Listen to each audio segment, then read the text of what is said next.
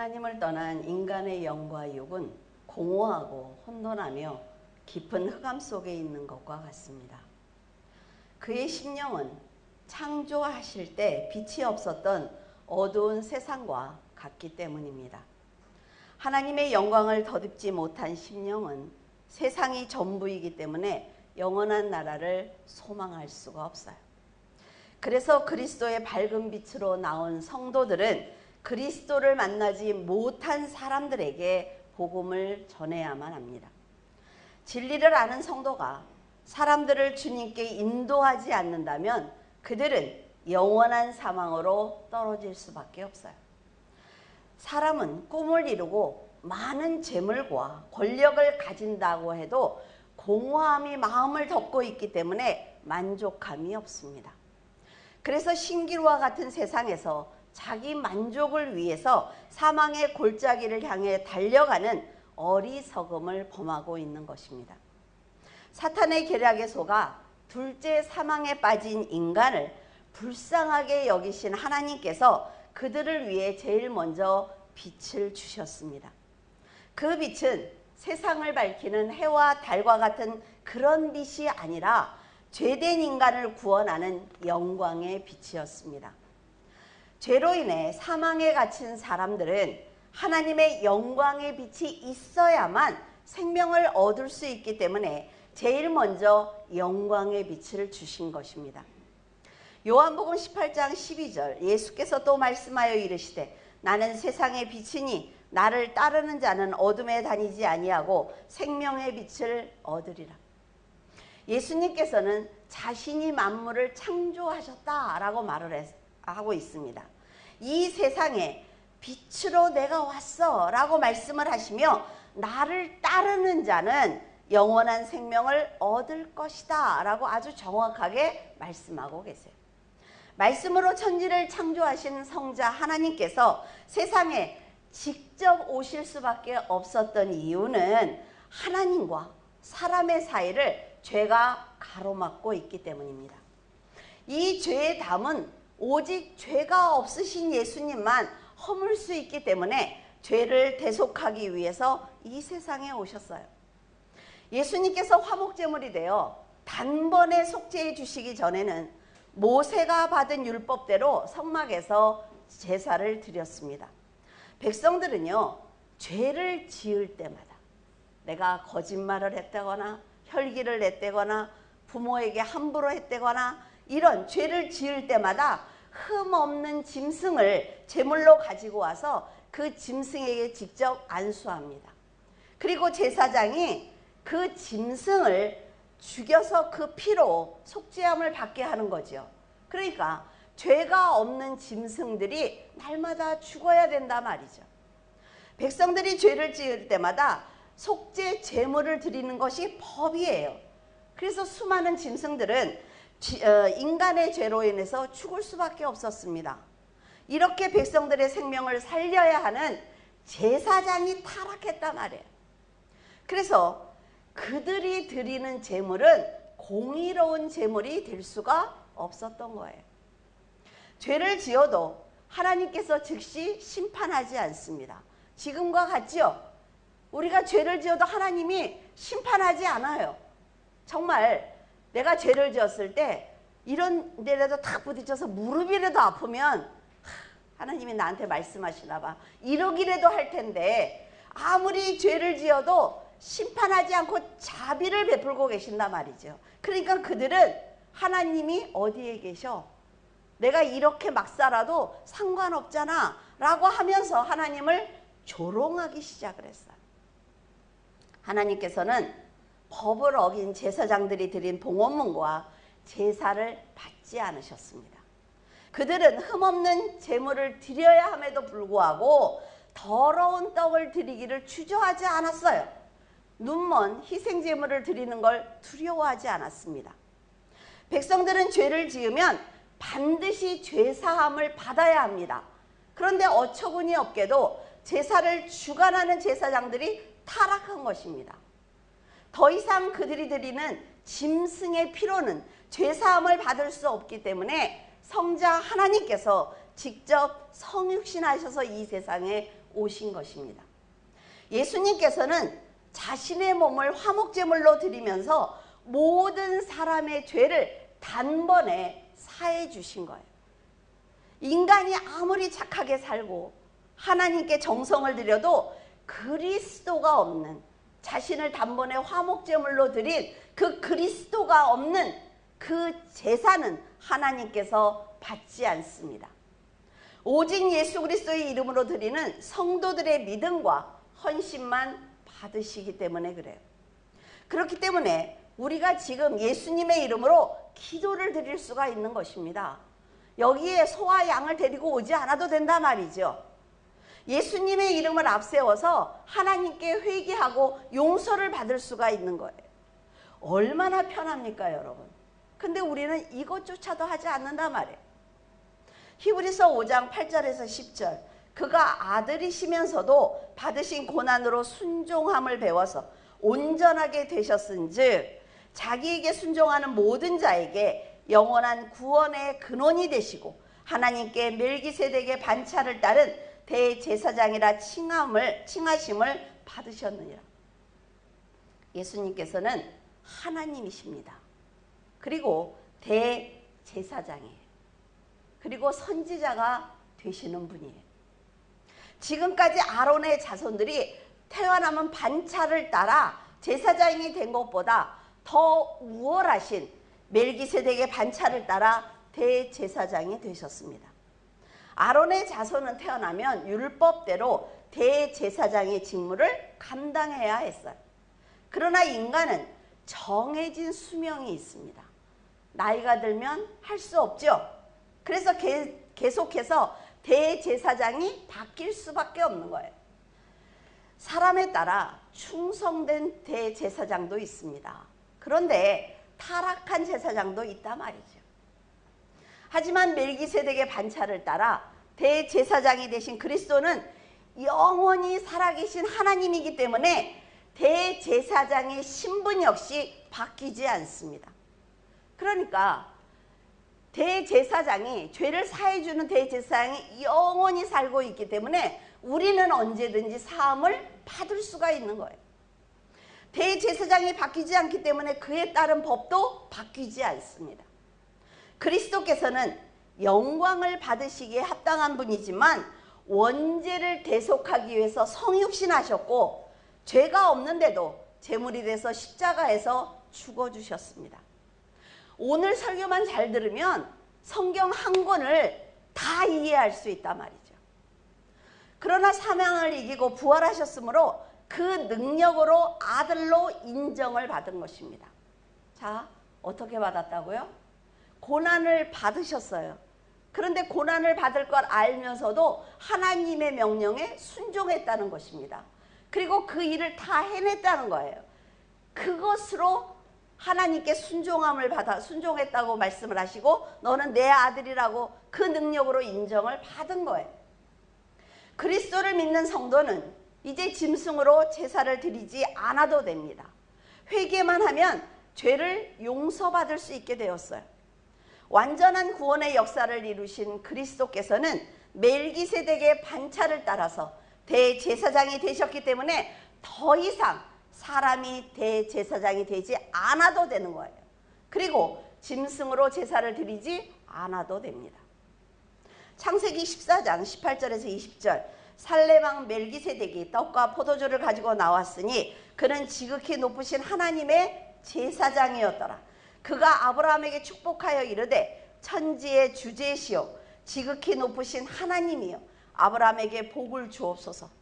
너희 대적을 내 손에 붙이신 지극히 높으신 하나님을 찬송할지로다 하며 아브라함이 그 얻은 것에서 10분의 1을 멜기세덱에게 주었더라. 대적을 이기는 걸 누가 하게 하셨다고요? 하나님이 하셨다고 얘기하고 있어요. 하나님께서 아브라함에게 너는 본토 친척 아비집을 떠나 내가 너에게 지시하는 땅으로 가라고 명령을 하셨어요. 아브라함은 명령을 받자 주저없이 조카 롯을 데리고 하란을 떠났습니다. 그러니까 하나님 생각을 해보세요. 어떻게 즉시 떠납니까? 내가 이것도 해야 되고 이것도 해야 되고 내가 가족들도 챙겨야 되고 이 아이는 지금 뭘 배우고 있으니까 몇 년이 더 걸릴 것이고 이런 얘기 하지 않았다는 거예요. 가나안으로 향하던 그들은 소유가 많아지기 시작을 했어요. 왜? 하나님이 축복하시니까. 그러니까 둘이 한 곳에 머물 수 없게 되었단 말이죠. 아브라함은 롯에게 네가 먼저 선택해. 네가 선택하고 나서 내가 선택할 테니까 네가 먼저 선택해. 이렇게 양보를 합니다.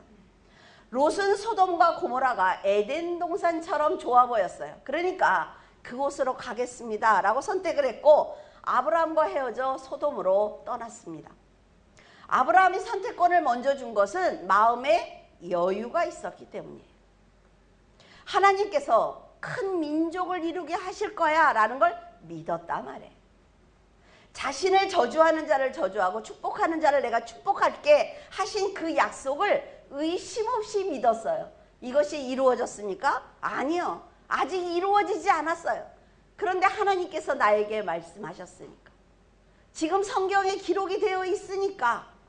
목사가 저렇게 목이 터지라고 외치니까 하나님께서 그 뜻을 가지고 나한테 지금 말씀하고 계시는구나 라는 거예요. 그러니까 양보할 수 있는 것입니다.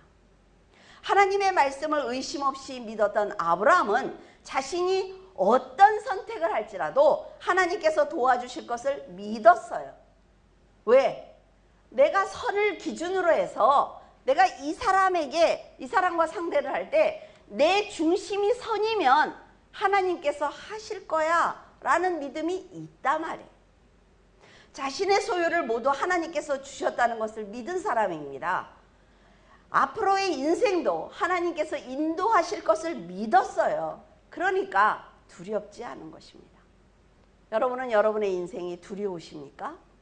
세상이 막 이렇게 혼란스러워지니까 어때요? 두려우세요? 하나님께서 여러분의 인생을 붙들고 계십니다. 기도하는데 나라를 위해서 기도하는데 하나님 그러셔요. 뿌리가 뽑힌 것처럼 더 혼란스러울 거야. 그러나 그 뿌리를 내가 붙들고 있어. 그러니까 너는 기도만 해. 이렇게 말씀하셨어요. 믿는 거죠. 하나님께서 우리나라를 버리지 않을 걸 믿는 거예요. 여러분도 하나님을 진심으로 믿는다면 나는 할 수 없지만 하나님께서 반드시 역사하신다는 믿음과 확신이 있어야 합니다. 여러분의 결정은 결국 여러분의 믿음에서 시작된 거예요. 여러분이 드러나는 말과 행위 모든 것은 다 여러분의 믿음에서 시작된 것입니다. 제가 그 생각은 아니었는데요. 다 소용없는 말이에요. 그런 변명은 쓸데없는 거죠. 그러면 그런 굳건한 믿음이 있으면 롯처럼 세상을 선택하지 않습니다. 소돔과 고모라는 12년 동안 엘람 왕인 그돌라오메를 섬기고 있었습니다. 그런데 이제 속국에서 벗어나고자 전쟁을 일으킨 거예요. 그런데 패배하고 말았어요. 아주 크게 패배했어요. 소돔과 고모라 상에 거하던 백성들은 물론이고 그곳에 살고 있던 롯과 그의 가족들까지 모두 다 포로로 끌려가고 말았습니다. 롯이 포로로 끌려갔던 소식을 들은 아브라함은 한치의 망설임도 없어요. 자신의 집에서 훈련시킨 용사 318명을 데리고 그는 단까지 쫓아갑니다. 전쟁에서 승리한 아브라함은 포로가 된 조카 롯과 백성과 빼앗겼던 재물을 모두 다 찾아서 가지고 왔어요. 롯은 비록 이기적인 선택을 했습니다.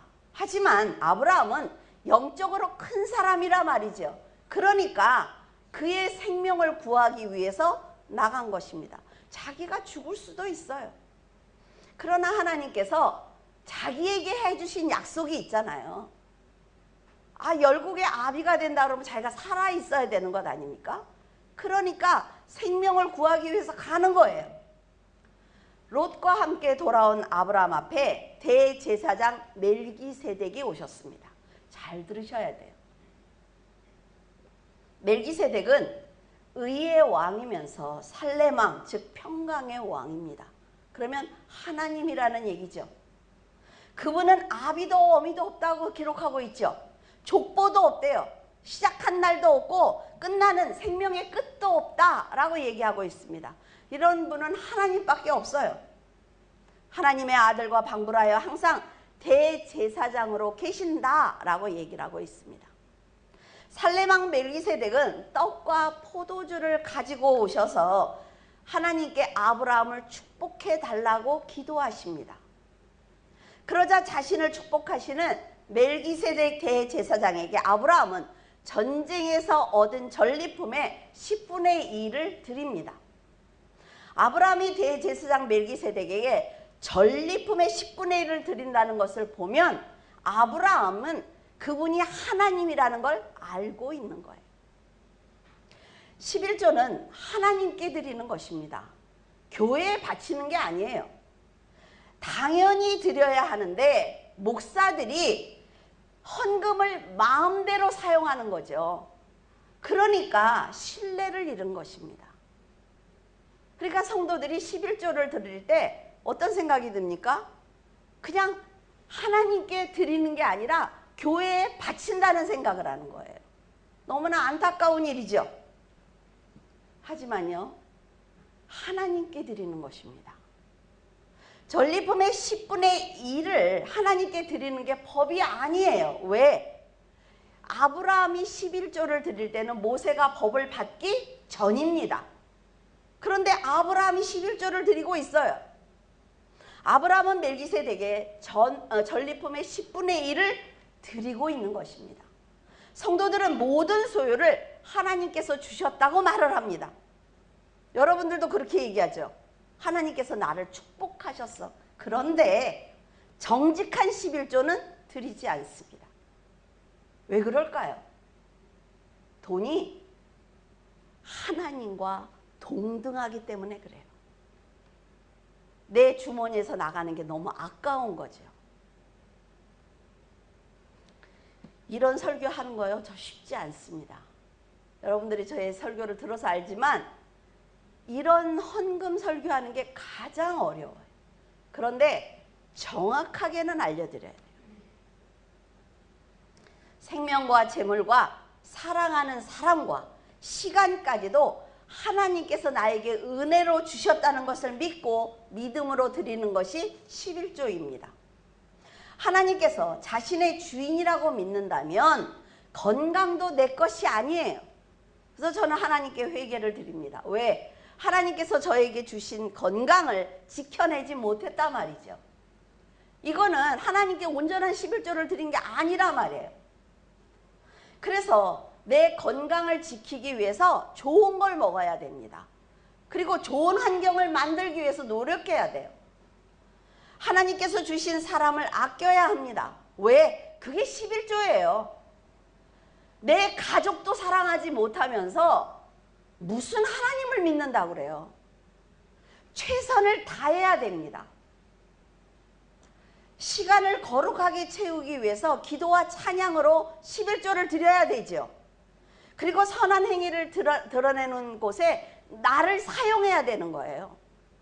하나님께 예배드리는 자리를 아껴야 합니다.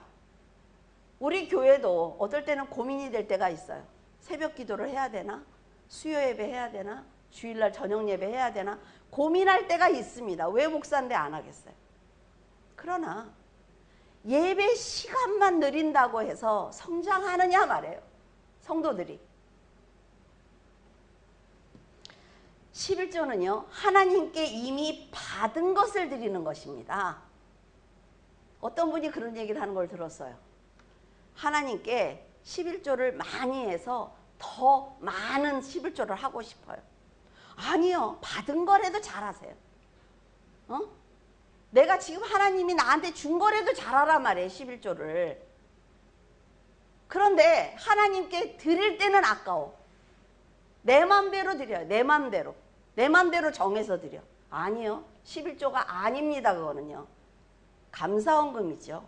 그러니까 평생 11조를 안 한 거예요. 그러고 하나님께 뭘 달라고 기도를 합니까? 그걸 볼 때마다 너무나 안타깝단 말이죠. 내가 받은 것도 못 드리는데 앞으로 주시면 더 많이 하겠습니다. 아니요, 그런 말이 어디 있어요. 그리고요, 내가 정직하게 11조를 드렸다고 해서 더 많은 것을 받을 것이라는 생각도 잘못된 것입니다. 왜? 이미 받은 걸 드리는 거거든요. 물론 모든 소유가 하나님 것이라는 것을 믿고 드렸을 때 그 진실된 믿음을 받으시고 더 나은 환경과 방향으로 인도하시는 것은 사실입니다. 왜? 하나님의 말씀대로 내가 살아냈어요. 그러면 어려움이 당하면요, 기도하기가 너무나 쉽습니다. 왜? 하나님과 나와의 죄담이 없거든요. 그래서 기도하기가 너무 좋아요. 하나님께 뭘 달래기가 너무 좋죠. 11조를 드린 백성의 땅은 아름다울 것이다 라고 얘기하고 있습니다. 하나님께서 메뚜기 떼를 막아주신다고 말씀하셨어요. 11조를 드린 백성은, 그리고 포도가 기한전에 떨어지는 것을 내가 막아줄 거야. 그래서 모든 백성이 그 사람을 보면서 축복을 받은 사람이다 라고 말할 거야 라고 성경에 기록되어 있어요. 그럼 무슨 말입니까? 점점 더 잘 살 거야 라는 얘기예요. 아브라함은 하나님께서 자신을 도와주셨다는 것을 믿었기 때문에 스스로 11조를 드린 것처럼 11조는 우리의 신앙 고백입니다. 잘 기억하세요. 11조는 우리의 신앙 고백이에요. 여러분들에게 헌금을 많이 하라고 지금 강요하는 것 아닙니다. 민수기 18장에 보면 기업이 없는 레위 자손은 소득이 없었기 때문에 이스라엘 자손들이 드린 11조를 주셨어요. 왜? 세상 일을 안 하니까, 교회 일만 하니까 하나님께서 주셨다 말이죠. 아브라함이 11조를 드린 이 시점은 이삭은 물론 야곱과 레위도 태어나지 않았을 때입니다. 그런데 아브라함이 자신을 축복한 멜기세덱을 알아보고 11조를 드렸다는 것은 그는 이미 하나님의 뜻을 알고 있었다는 것입니다. 11조의 개념을 알고 있었다는 거죠. 물론 유튜브 여러분들 보시면요, 목사들이 그런 얘기를 합니다. 성도들의 돈을 걷어들이려고 11조를 내라고 하는 목사가 있다. 예, 내야죠. 왜 안 냅니까, 여러분? 하나님의 일을 성도들이 헌금하지 않으면 어떻게 해요? 그러니까 우리 교회는 11조가 없다. 그러니까 오라는 거예요. 잘못 가르치고 있는 거예요, 여러분. 멜기세덱은 율법대로 제사장이 된 것이 아니라 하나님의 맹세로 대제사장이 되었기 때문에 아브라함을 축복할 수가 있었어요. 왜? 아브라함보다 더 높으신 분이기 때문에. 멜기세덱이라는 이름은 의의 왕이라는 뜻을 가지고 있습니다. 그 의는 거저 얻은 것이 아니라 인류의 죄를 짊어지고 십자가에서 죽은 후 사망을 이기고 부활하셨기 때문에 받으신 거예요. 그래서 예수님의 성육신과 십자가의 죽음과 부활, 그리고 재림을 믿는 사람들을 의인이다, 성도다 라고 말하고 있습니다. 성도가 의인으로 칭함을 받았다는 것은 판사로부터 땅땅땅 당신은 무죄입니다 라는 거예요. 재판하는 사람이 그 판사가 그 곤봉 두들기기를 얼마나 기다리고 있어요. 무죄라는 얘기를 듣기 위해서. 우리는 이미 하나님께 무죄라는 판결을 받은 사람이라니까요. 근데 하나도 기뻐하지 않아. 하나도 하지 않아. 여러분들 교회에 오면서 막 설레십니까? 하나님께 예배드리는 날이야. 설레요? 아니요. 왜 이렇게 아름다운 거야? 왜 이렇게 힘든 거야? 꼭 이 시간에 내가 가서 예배드려야 되는 거야? 그런 얼굴로 들어오신다는 거예요. 좀 밝아야죠. 근데 어디서 밝아져요? 엘리베이터 문이 탁 열리는 순간 안녕하세요. 갑자기 이렇게 쳐다보면서 갑자기? 이럴 때가 있어요. 무죄 판결을 받았으면 뛰어야죠. 기뻐해야죠. 원죄에서 완전히 벗어난 판결을 받을 수 있었던 것은 예수 그리스도께서 저 사람은 죄가 없습니다. 왜? 나를 믿거든요. 그러니까 저 사람에게 그렇게 하지 마세요 라고 말씀하셨기 때문이에요. 예수 그리스도께서는 대제사장으로 의의 왕과 살렘왕으로 선지자로 구세주로 심판주로 초림주와 재림주가 되시는 하나님입니다. 멋지지 않아요? 예수 그리스도 그 한 분만 모시고 있으면 여러분 염려할 것 없단 말이죠. 영상을 하나 정말 틀어주고 싶었어요. 그 어린아이가 쌩쌩이를 타다가 넘어졌어요. 그래서 머리가 돌에 부딪혀서 막 얘는 죽을 거다 막 이런 아이가 눈을 탁 떴어요. 근데 그거를 그 엄마가 찍었더라고요. 아이가 혹시 죽을지 모르니까. 근데 그 아이가 탁 눈을 뜨면서 아빠가 1년 전에 돌아가신 거예요. 9살쯤? 한 8살쯤 된 것 같아요. 눈을 탁 뜨더니 아빠 이렇게 부르더라고요. 그러니까 다들 놀란 거죠. 이게 뭐야? 근데 그 아이가 아빠 이렇게 부르면서 나 아빠 있는 곳에 가고 싶다. 거기 있는 꽃은 왜 그렇게 예뻐? 아빠가 너무 보고 싶었는데 아빠 너무 좋다. 나도 거기 가고 싶다. 근데 그 옆에 계신 분은 누구야? 예수님이네? 이 아이가 이러는 거예요. 그 아이가 그거를 그 순간에 그거를 생각해냈을까요? 아니에요. 눈에 보이는 거죠.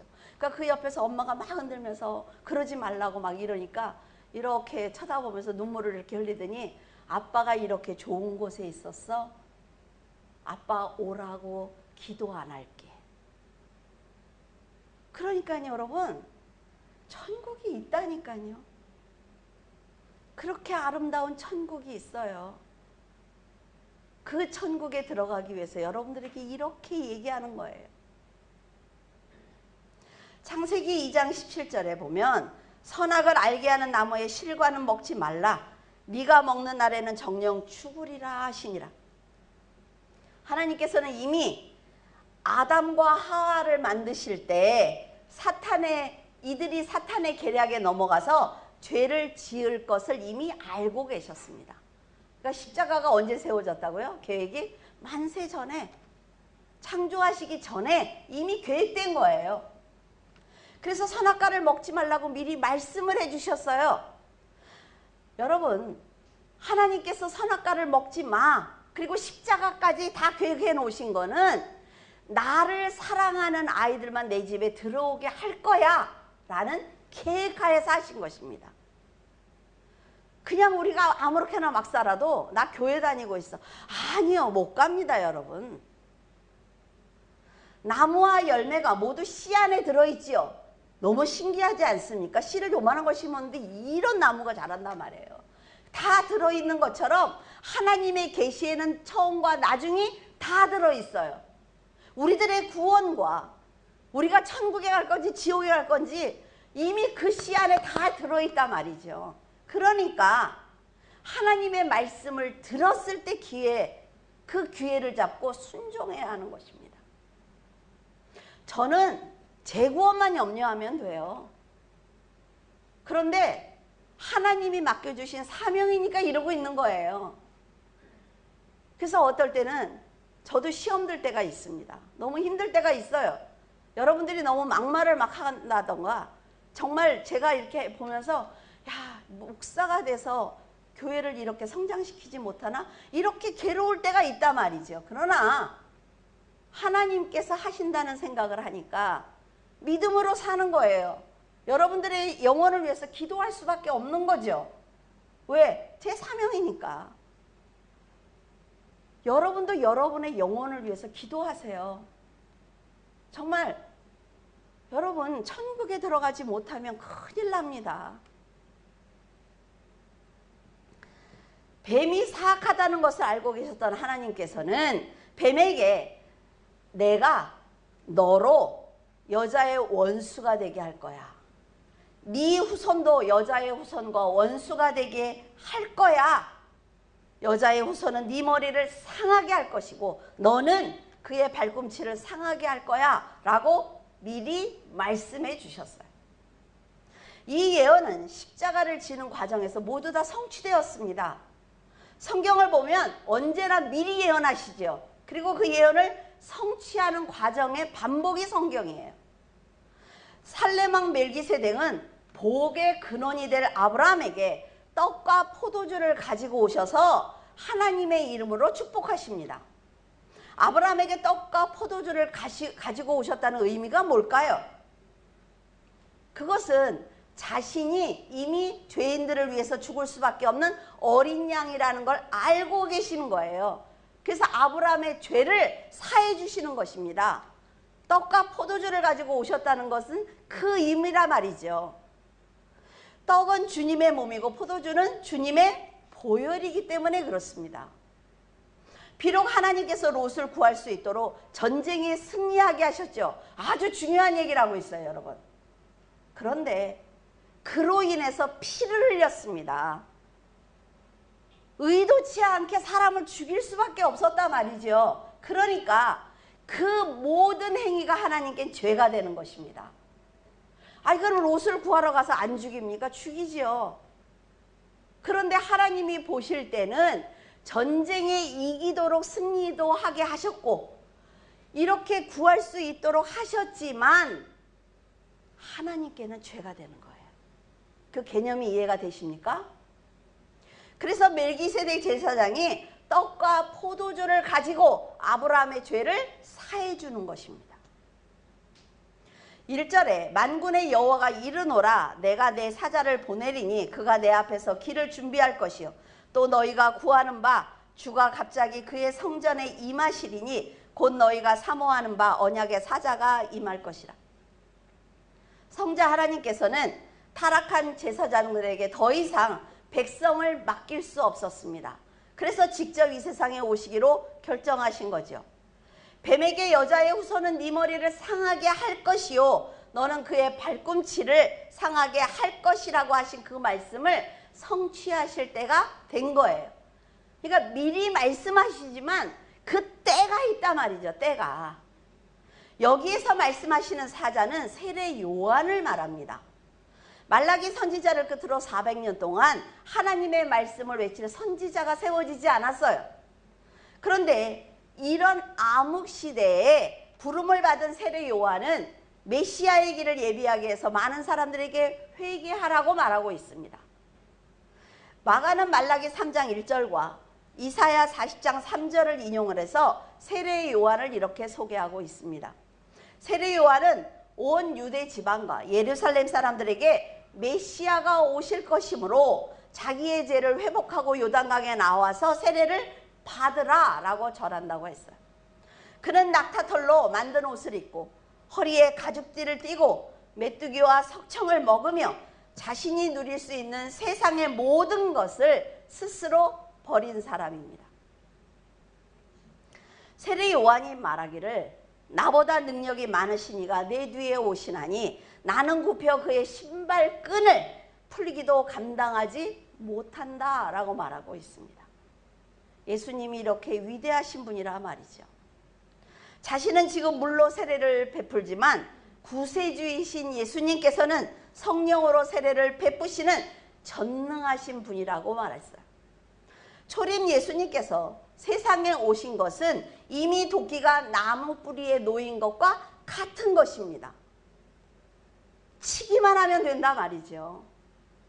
좋은 열매를 맺지 못하는 나무마다 찍혀서 불에 던져지는 심판을 받게 될 것이다 라고 전했습니다.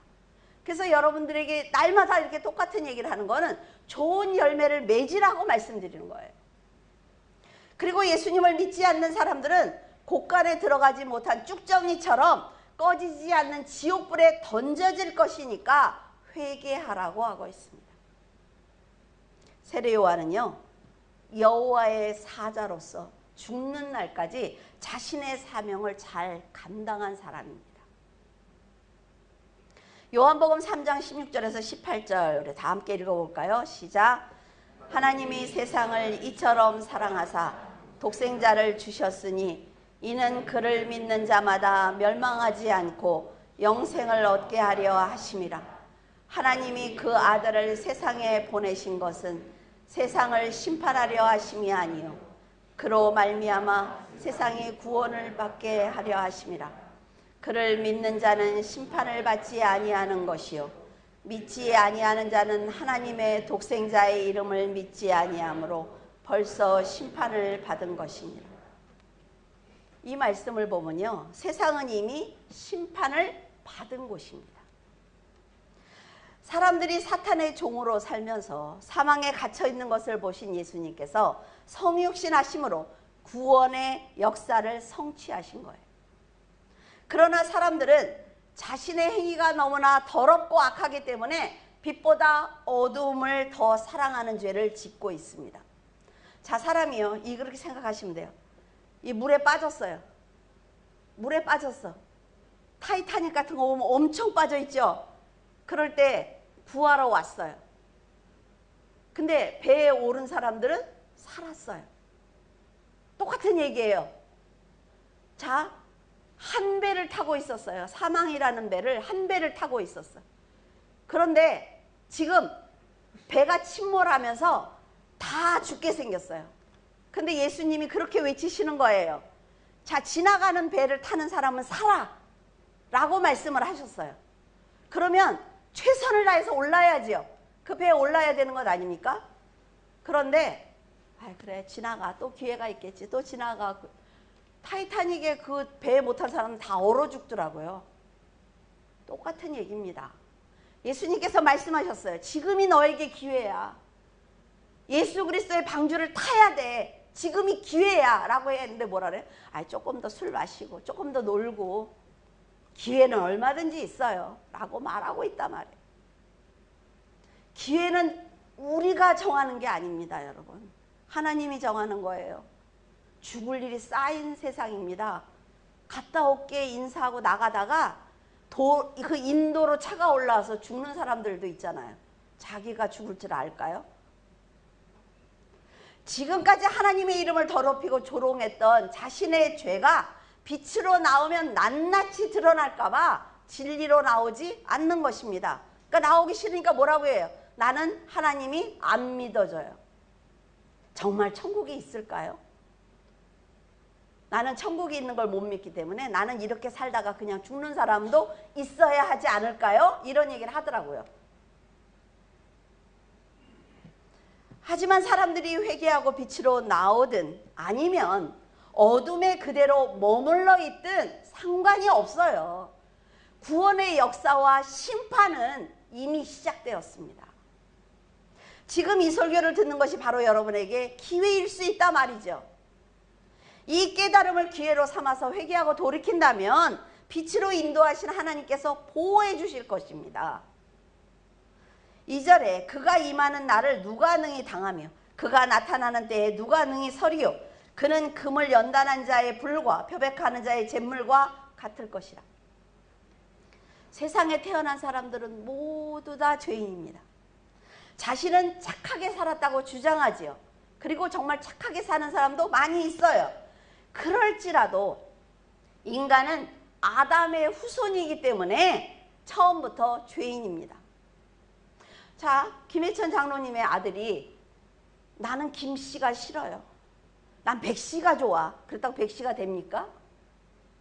아담의 후손이 되기 싫어도 방법이 없는 거예요. 오직 흠없고 점없는 어린 양과 같은 그리스도의 보배로운 피가 아니면 이 죄는 사함을 받을 수가 없습니다. 죄에서 구원을 받을 수가 없다 말이죠. 초림 예수님께서 십자가를 지고 구원의 역사를 이루셨기 때문에 성도들은 이제 거룩한 그리고 아주 정직한 성도로 성화되어야만 합니다. 정금이 되기 위해서 불로 연단을 받는 것처럼 그리스도의 자녀가 되기 위해서 성화되는 과정이 여러분 연단의 과정일 수 있습니다. 고통스러울 수 있어요. 그러나 정금으로 거듭난다는 걸 믿으시기를 바라요. 그래야만 레위 자손이 드린 공의의 제물을 여호와께서 기쁨으로 받으신 것처럼 거듭난 성도가 드리는 믿음을 기쁨으로 받으시는 것입니다. 하나님께서는 헌금을 받는 게 목적이 아니에요. 교회가 여러분의 헌금을 걷는 게 목적이 아닙니다. 하나님께서 살아계신다는 것과 하나님의 은혜로 살고 있다는 것을 우리가 인정하는 믿음이 헌금과 헌신으로 드러날 뿐입니다. 저는 10의 3조를 드리고 있어요. 이렇게 하는 이유는 제가 하나님께 감사할 수 있는 방법이 이것밖에 없기 때문에 그래요. 그리고 이런 설교를 하기 위해서는 제가 먼저 본이 돼야 되는 것 아닙니까? 여러분들은 11조만 하세요. 10의 3조를 하는데 아까운 게 없는 거예요. 왜? 하나님께서 지금 생명을 하루하루 연장시켜 주시는 그 모든 것들이 너무 감사하니까요. 제가 하도 누워있으니까 하나님 뭐라 하시는 줄 알아요? 일어나라. 그래도 잘 안 일어나니까 차를 몰고 나가. 누워있으면 더 약해져. 안절에도 있어. 하나님께서 방법을 계속 알려주시는 거예요. 그것도 저는 제가 받은 축복이라고 생각을 하는 거예요. 그런데 하나님 앞에 돈을 많이 벌게 해주세요. 우리 청년들. 그렇죠? 근데 우리 청년들 정말 11조를 잘해요. 많이 벌게 해주세요. 그렇게 기도는 하는데 하나님께 드리는 건 싫어. 교회 와서 일하는 것도 싫어. 교회 나오는 것도 싫어. 예배 자리에 오는 것도 귀찮아. 그런데 여러분, 여러분이 이미 아버지의 성실을 받은 것처럼 그리스도의 자녀이기 때문에 그렇게 살면 복받지 못합니다. 우리가 너무 좋아하는 복. 아무리 밥사발에 여기에 복을 써도 복을 써가지고 밥을 먹어도 복받지 못해요. 왜? 이미 하나님의 자녀이기 때문에.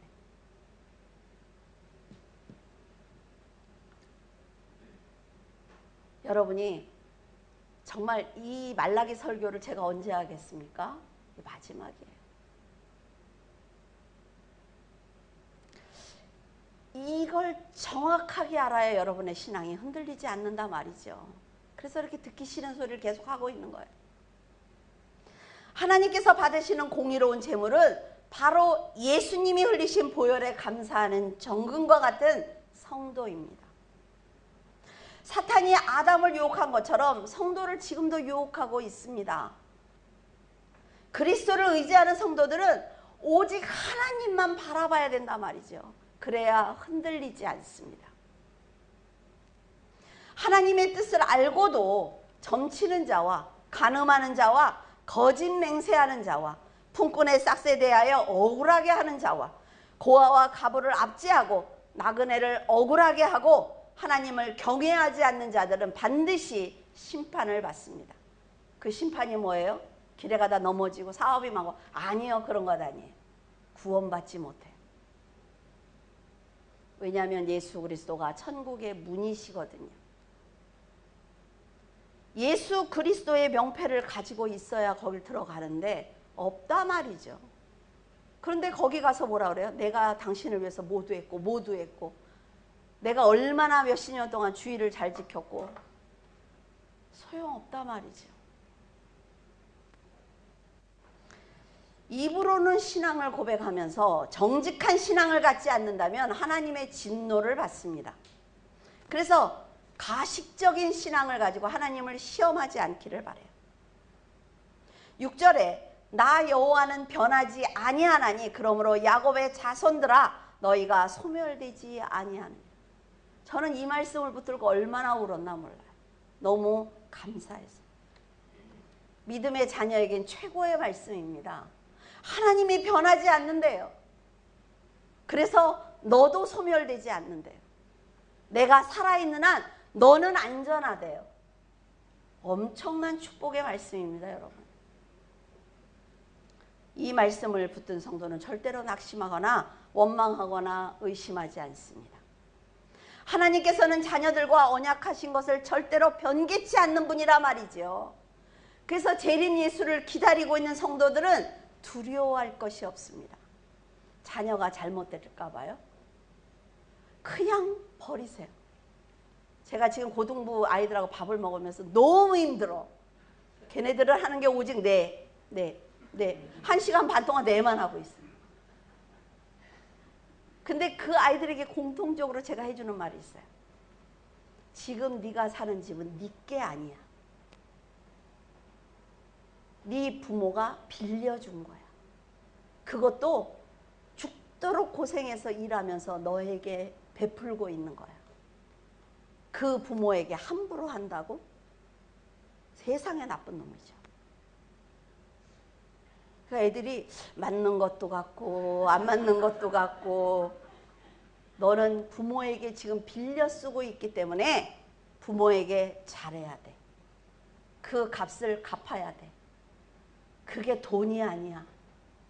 부모를 향해서 한번 웃어주고, 부모에게 감사하다고 말해주고, 부모를 안아주고, 부모에게 순종하는 것이 네가 그 값을 내는 거야. 그래서 네가 네 방이라고 문 쾅 닫고 들어가면 세상에 나쁜 놈이야. 그건 네 방이 아니야. 빌려준 거야. 나중에 결혼할 때 그 방 뛰어가나요? 내가 먹었던 밥숟가락이니까 밥숟가락 다 가져가? 똑같은 얘기를 지금 여러분에게 하는 거예요. 우리가 이 땅에서 하나님께 빌려 쓰고 있잖아요.